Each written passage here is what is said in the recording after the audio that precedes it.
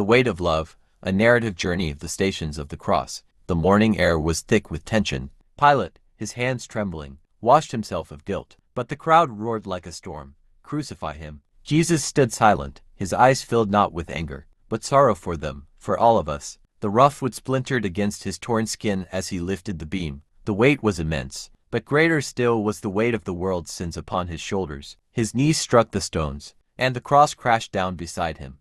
Soldiers shouted, but he rose not by his strength, but by his love. Through the blur of sweat and blood, he saw her Mary. Her eyes mirrored his pain. No words passed between them, only the unspoken agony of a son and mother bound in sorrow. A man from the crowd, Simon of Cyrene, was shoved forward. Reluctant at first, he touched the blood-stained wood. As he walked beside Jesus, something shifted. Anger turned to awe. A woman pushed through the soldiers, her veil in hand. She gently pressed it to his face, and when she pulled it back, his sacred image remained not just on cloth, but on her soul. His body was failing. Again, he collapsed. The crowd jeered, but he pushed himself up, his hands scraping against the road. Each fall was a descent into our humanity. Each rise, a lifting of us toward grace. Weeping women reached for him.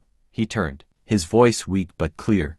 Daughters of Jerusalem, do not weep for me, but for yourselves and your children. At the foot of Golgotha, his strength gave way completely. The soldiers yanked him up, but his will alone drove him forward. 3 falls 3 times he rose. They tore his clothes away, reopening his wounds. Shame was heaped upon pain. Yet he stood exposed not just in body, but in total surrender. The hammer struck, iron met flesh. Father, forgive them, for they know not what they do. Darkness swallowed the sun. His last breath was a whisper, it is finished. The earth shook, the centurion trembled. Truly, this was the Son of God. Mary cradled his lifeless body, her tears falling on his wounds. Joseph of Arimathea offered his tomb, borrowed grave for the one who would give life back to the world. The stone rolled shut. The resurrection, at dawn, the women came, only to find the stone rolled away.